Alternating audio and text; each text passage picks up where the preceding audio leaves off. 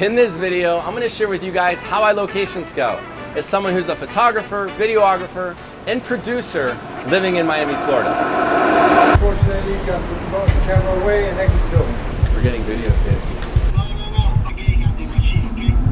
videotaped.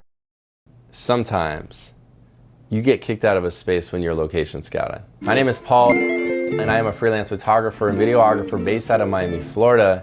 And I'm gonna share with you 5 things that I look out for whenever it comes to location scouting. Number 1, variety. Come with me to this pier space.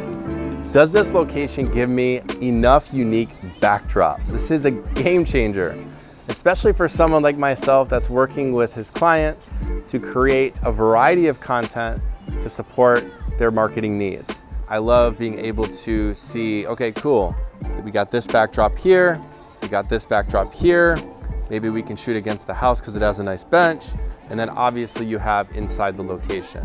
What's up, AD? Welcome to my house. It's a little sexy, dude. Hello? So this right here is the perfect backdrop if I'm gonna be doing a fitness shoot.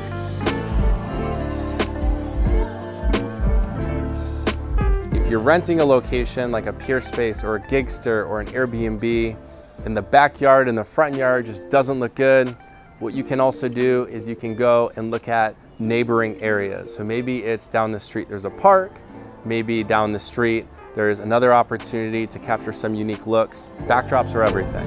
Before this video continues, make sure you go hit that subscribe button.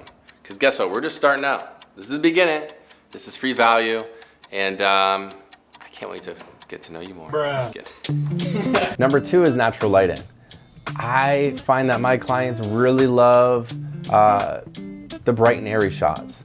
Now, I'm not saying the overly blown out high exposure shots. I'm saying the shots that just look super clean. That's what I love about this space. There's lots of windows. You can tell that even on a cloudy day, you're still getting the brightly lit room because it's a part of my style. I don't like to use strobes. I don't like to use added light unless I have to. Another thing when it comes to natural lighting is if I'm gonna be shooting at, let's say, 10 a.m. On the actual production day, then I'm gonna have to make sure that when I'm location scouting, I'm also location scouting around that time. So I'm looking at the weather, I'm also looking at the time to make sure that we're gonna be able to get the look we want. This is comfy too. The third thing is convenience. These are things that are going to make it easier not only for me, but my crew, my client, and the talent on set that are a part of the project. I would say the first thing that comes to mind is, what is the parking situation like? This is street parking, this is nice. I'm gonna put parking options on the call sheet so there's no guesswork when talent and crew arrive. Here's Amazon. Let's go. And then we got bathrooms. There's gotta be bathrooms. If you're shooting at a park, what's the bathroom situation like? Whenever I'm scouting a location, I'm always looking for what the meeting spot would be. This park is pretty big. So this table right here, this is gonna be the meeting spot. So I'm gonna take a couple pictures of it, maybe tell people, hey, it's gonna be in front of the cafe. So then there's no confusion when the shoot comes around. If you're shooting in a home or a space rental, what is the setup like? Is there air conditioning? That's a big one, because the last thing you want is for your team to be outside all day, burning in the sun without any air conditioning. Outlets. If I'm renting a space and I know that it's going to need lighting based on a lack of windows, or someone on the team needs an outlet in order to plug something in, that's something that I can then account for and share with crew. The fourth thing that I'm keeping in mind when it comes to location scouting is price. Guess what? Typically my clients are pretty upfront about what their budget is when it comes to location. I'm always making sure that I provide my client with options. What does that look like? I typically will go on websites like Peerspace or Gigster. I'll also go and do a Google search. You can find a lot of locations through Google Maps. Another thing that I am always looking for is good reviews.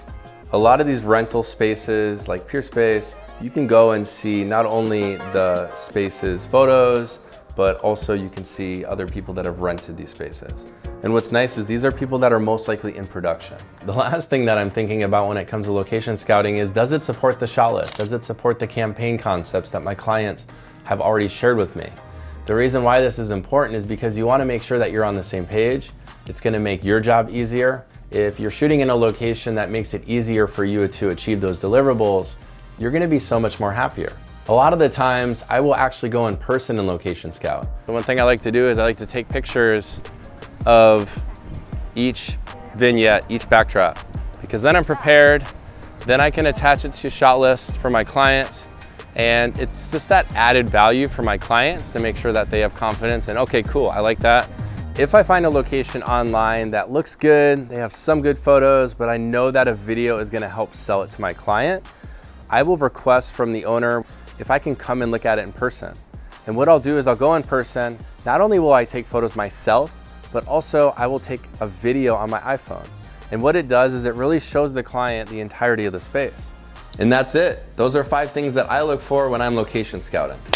Thank you guys for watching this video. Make sure to hit that subscribe button because I'm just getting started. And I hope you can now take these tips and bring them into your own process and you can increase your confidence with location scouting. Peace.